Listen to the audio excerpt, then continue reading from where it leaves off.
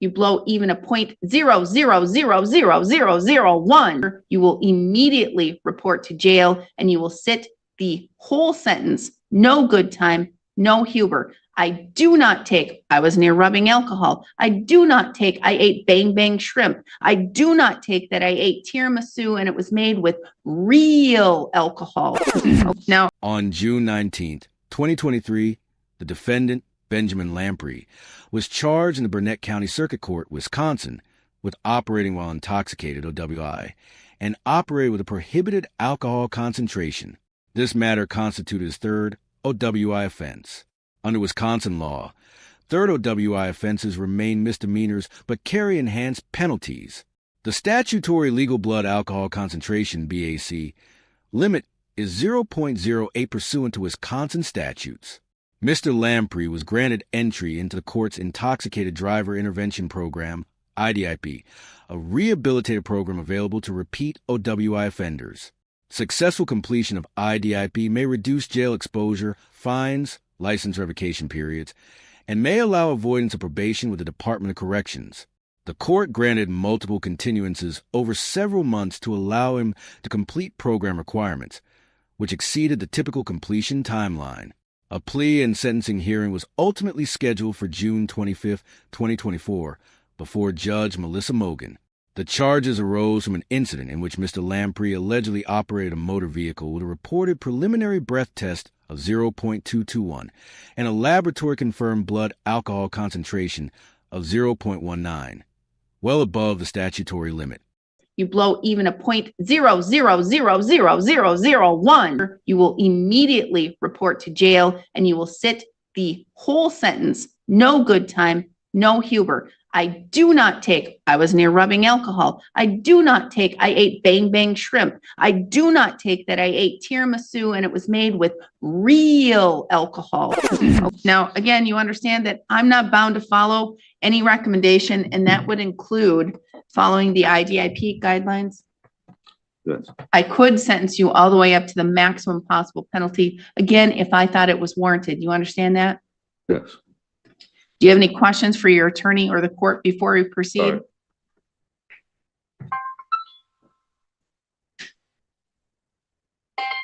And that's all kinds of fun today.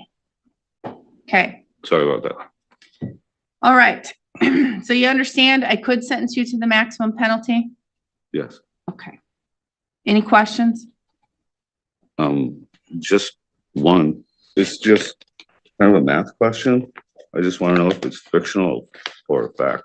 Math is usually not fiction. Why, Yeah. it's math. And yeah, so I'd just like to be explained, like, how the math works. So I'm pretty good at math. You want me to get a math professor in here to explain it? Because I'm not a mathematician. That's what he said. That he's not a mathematician because he's not. Because quite honest, we go to law school, so we don't have to do math. But we have to do math in our job. What's your question? Just to know if this is fictional or factual. I don't know what this is. Would you like me to? No, what is this, Mr. Keene?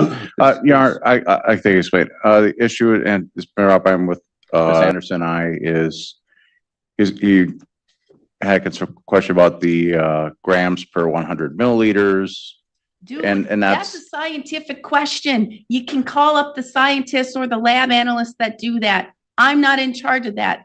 And the legislature makes up the laws. I'm in charge of following and enforcing the laws. Okay. So what's your question? You think that you were below the limit, above the limit, beyond the limit, how they came up with the limit? According to this, I was not above. Okay, and that's like a AI chatbot thing, right? Yeah. So Yeah. Maybe it's wrong. Yeah, it is. An AI chatbot? But Are we using artificial intelligence? it's just that I was measured in thousandths, and the law goes by hundredths.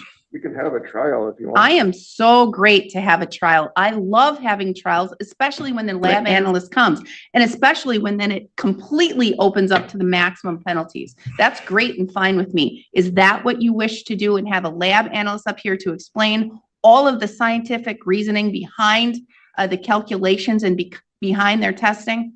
Just take me to jail. Okay, I think that's his way of saying he's not rushing to press the point, Your Honor. All right. Okay. So now, did you review the criminal complaint with your attorney? And it has all of those facts that says what happened that day from the officer's perspective and from your perspective, because you said, I only had 1 or 2 beers, which we know isn't factually true. No, I had 0. I had drinking the night before. So then you drank a lot more than 1 or 2 beers the night before. I had a six pack of 16 ounces and a 16-ounce. And yet you blew a .221 allegedly in the criminal complaint. Yeah, and that's what I'm saying is that 221 is thousandths, not hundredths. Oh, Mr. Lamprecht, Mr. Lamprecht. It's .08 in Wisconsin to be legally drunk. And for 1 or 2 beers or a 6-pack or whatever you said the night before, unless you are a chronic alcoholic who drinks all the time, you won't wake up the next morning to blow a .221. It's impossible. Exactly. But you did. And we have lab, right, Mr. Renicky? We have a lab. What does lab say? Where they tested it with scientific stuff. I didn't mean to put you in a bad mood. 0.19. You did by starting by being late. I Okay, apologize. you're not supposed to be late to court. Okay, you're supposed to be here early so you can meet with your attorney. And quite honestly, and it's taken you months and months and months and months and months and months and months and months and months to do the IDIP program. I gave you yet another chance, and now you're here debating. I'm just science. saying, anytime you put a numeral behind the decimal, like 1 numeral behind the decimal is a 10th. 2 numerals behind the decimal is a 100th. Yep. 3 numerals behind a decimal is a 1,000th. Yep, I know math. Okay, and a 1,000th is 10 times less than a 100th. Well, let's cut that off, okay? You blew a .22 with a PBT. 221. Or .221, okay? So let's say you will cut off the 1, because that's what math does. You get to cut off certain things. So you were .22. We'll give you the benefit of the doubt. No more with that 1, that 1,000th, gone. So you blew a .22. But lab came back and said, guess what? We ran his blood, which is more accurate. And it gave us a better truth of what happened. And it was 0.19. It's .08 in Wisconsin to be legally intoxicated and operate. So you get it now? You understand now? I don't understand how a 1,000th is 100. I cut it off. I agree with, I'll give you the benefit. I cut that off. It's .22. It's .22. No, if there's 3 numerals, Yeah, I because think if it was point, Mr. If Renicky, it was- I'd love to have a jury trial because it sounds like he doesn't understand the science and he wants to have a lab analyst here. Is that right, Mr. Keene? Is that what I'm hearing? He wants to have a jury trial because we can facilitate that next week. I'm just saying what math. I had a is. jury trial come up, not next week, the week after. We can get a jury trial. Is that what you want? You want to fight that issue of this extra 1,000th in the decimal point? It's not an extra 1,000th though. It's a 1,000th or it's not. Okay, it's 1,000th or it's not. Yeah. You want to go to trial over that and have the lab analyst explain it? Because I'm going to tell you, she is far smarter than I am when it comes to science and to explain it to you. Then maybe you'll be able to understand. You won't be able to ask your questions. How about this? Can I just go to jail and I'll give you this copy? I don't need the copy. Okay, and then so give me the knowledge because I like math and Here's what you 1,000 can do to gain knowledge. Call up a lab analyst, have them explain it to you. Because that's what happens in a jury trial. And I hear it. It goes on for hours. I'm not We have trying to- hours. piss you off. Just take me to jail. I'm fine with that. I have the money finally at the last moment. You've been very giving, lenient with me and giving extensions. You're fair. And I'm here. And I'll go to jail, get out. I got a job. And All right. Fine. So are you admitting that you at least blew over a .08 or at least .08, at least blood alcohol content was in your blood at the bare minimum? I agree that I blew a .221 and I agree that my blood alcohol was at .190. Okay. All right. I agree with those. And so, and do you agree that you operated or drove a motor vehicle in I- that state? I agree to that, yes. All right, Mr. Keen, may the court use the probable cause section of the criminal complaint to find a factual basis? Yes, Your Honor. Has anyone made any threats to you, Mr. Lamprecht? Any promises for you to plead guilty to this charge? Has anybody promised you anything? Hey, we're going to give you $1 million if you plead guilty.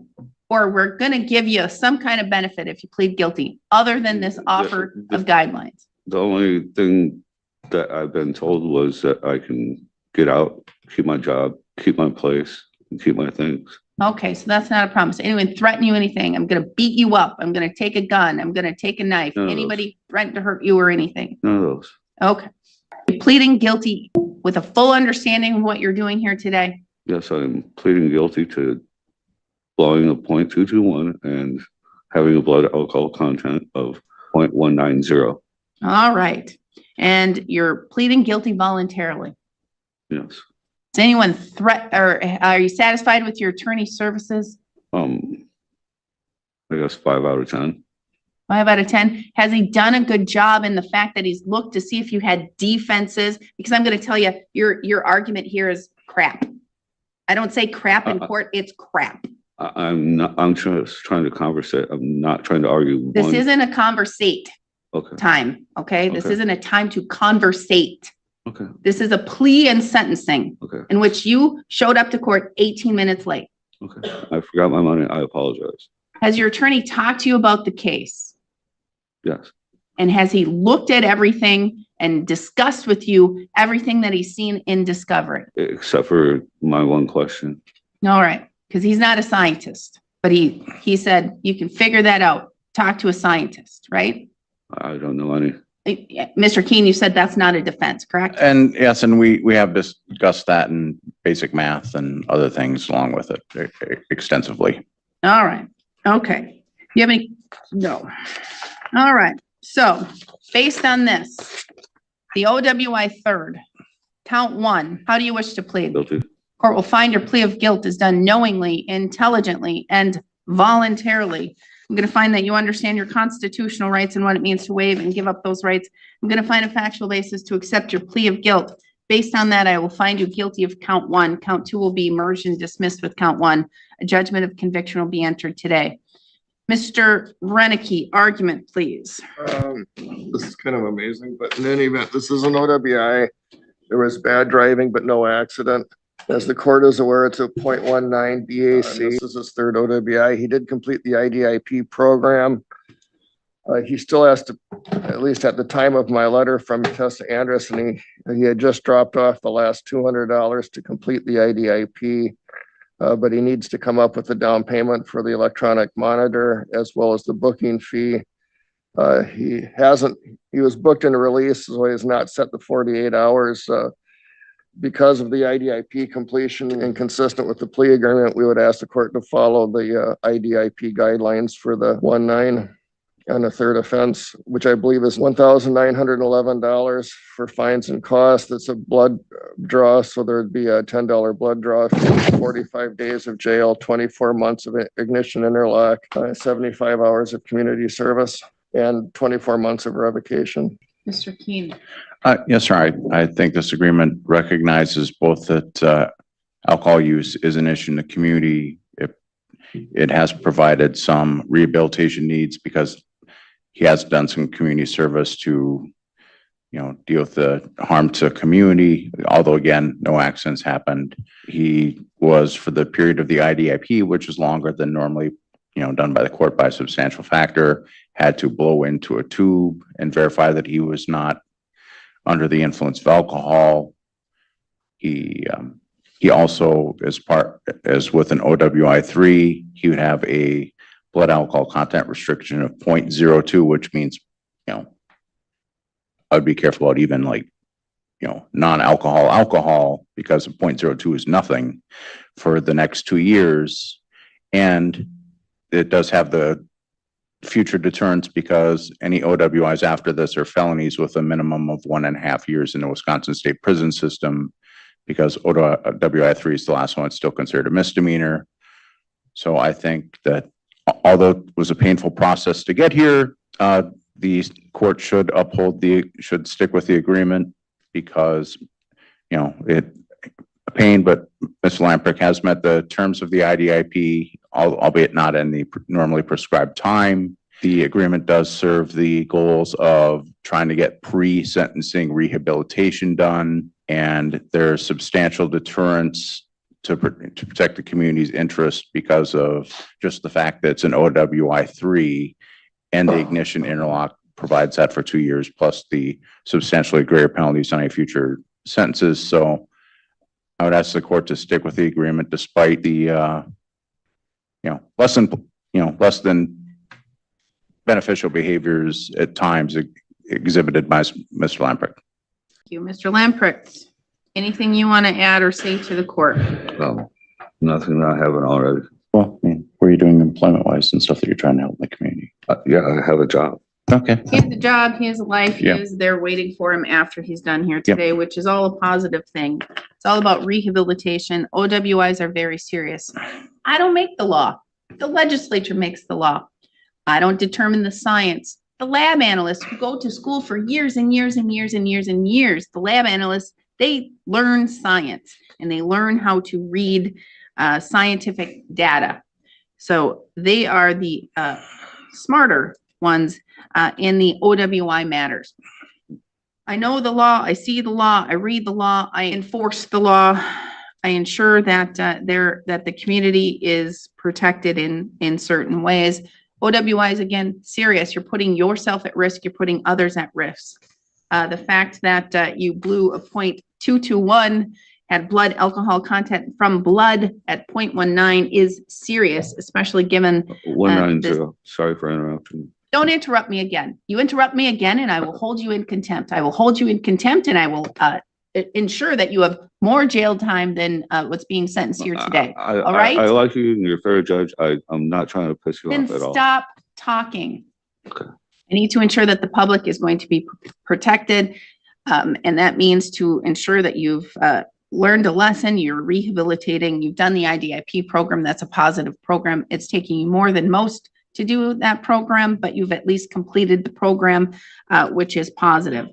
You're going to have the ability to get your license back or get an occupational prior to the end of your revocation. Your attorney is very correct. The next OWI will be a felony. The one after that is mandatory minimum prison sentences. So it's very important that you figured it out now and that you're not going to engage in this type of behavior before or again.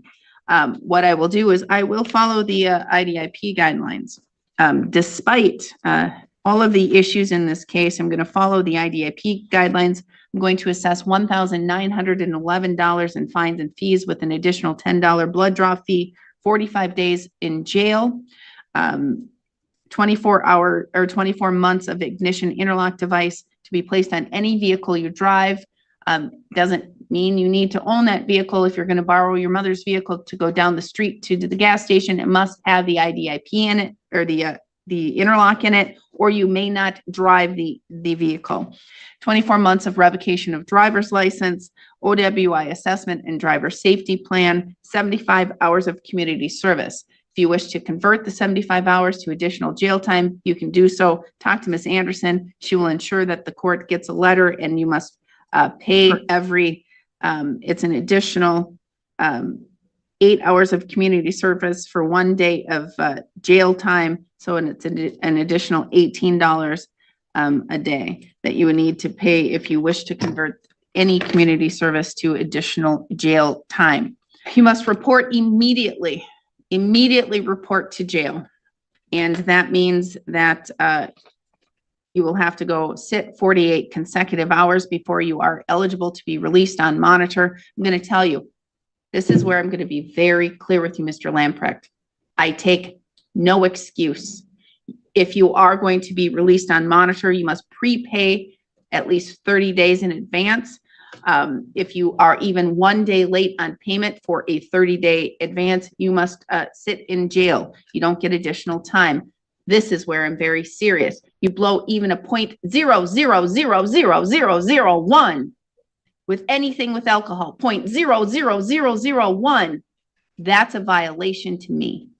You will be immediately terminated off of the monitor. You will immediately report to jail and you will sit the whole sentence. No good time, no Huber. I do not take, I was near rubbing alcohol. I do not take, I ate bang bang shrimp. I do not take that I ate tiramisu and it was made with real alcohol. Okay, I take no excuse. It is an immediate report, no good time, no Huber. You have 20 days to appeal. Should you fail to appeal within 20 days, you do lose that right. If you fail to pay your fines and fees, a civil judgment will be entered against you. You will also need to, you could sit up to 6 months in jail for that. I watch, I make sure that the money is paid. If it's not paid, it may result in an additional 6 months of incarceration. So ensure that you make your payments. When are you going to pay off the entire $1,921? I have enough for the monitoring and the jail fee at this time. $150 a month you must start paying. I'll give you August 1st. I'll give you a little stay until August 1st, but then in August, you must make your first payment at $150 a month until that's paid off in full. Again, if you miss one payment, a warrant will be issued. You could sit up to 6 months in jail. It's very important that you make sure you pay. 20 days to appeal. Should you fail to appeal within 20 days, you do lose that right. Report to jail immediately. Your DNA is ordered. They will take that. You can request it be expunged through a written letter to the Department of Justice. Mr. Renicky, what am I missing? I think you've covered it. Thank you. Mr. Keen? You aren't not on that, but I did have a couple of items. One is, and which didn't get filled out, if he has the opportunity while he's sitting to fill out the petition for half price ignition interlock, if he qualifies, can he submit that to the court? He can. I'm not going to give him time to do it. He's going to go report to jail. Right, understood that, understand. And then the other item is one I filed way back in October, and you at the time rejected the proposed order and what, and so could you? To waive fines and fees?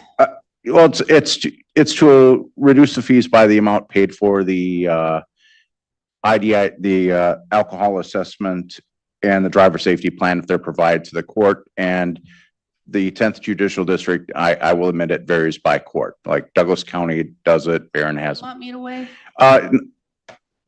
What it would be is like, he has that fine of 1,900 some bucks. What the statute allows is, if the court grants it, is to have the amount of the fine reduced by Mr. Lampre providing receipts to the court for the assessment and driver safety plan. No, Okay. I don't do that. And so you can understand there's not much that can be waived. There's a lot of mandatory surcharges in there. And when you go through it, really, because I've had really poor people that have asked, can I just do community service with the ones that that cannot be waived? There's not really that many that can be waived. And plus, this is a punishment. That's part of the punishment. And so I see it as a punishment. And that's why the legislature has increased, and they continue to increase these fines and fees. It's to say, don't do it again. Don't do it again. Don't do it again. And so, no, I'm denying that motion. Yes, sir. Thank you. Ms. Atkinson. Ensure that he gets and reports to jail immediately. You may. Can I make a couple phone calls? That's up to the jail. Yeah. The court imposed sentence in accordance with IDIP guidelines despite prior delays in courtroom conduct. Mr. Lampre was sentenced to 45 days in jail with eligibility for electronic monitoring after serving 48 consecutive hours. He was ordered to pay $1,911 in fines and fees, plus a $10 blood draw surcharge. The court required 24 months of ignition interlock installation on any vehicle he operated, and revoked his driver's license for 24 months. He was also ordered to complete an OWI assessment, a driver safety plan, and 75 hours of community service, convertible to jail time under specified conditions. Judge Mogan imposed strict monitoring terms. Any alcohol consumption will result in termination from electronic monitoring and service of the full sentence without good time credit under Wisconsin statute or Huber work release privileges. Payments of $150 per month were ordered beginning August 1st, with failure triggering potential warrants and up to 6 months incarceration. He was advised of his 20-day appeal right. Subsequently, within weeks, Mr. Lampre was again charged with driving while revoked and violating the ignition interlock order. In October 2025, he pled guilty to 1 count of driving with a revoked license. Remaining charges were dismissed but read into the record at sentencing.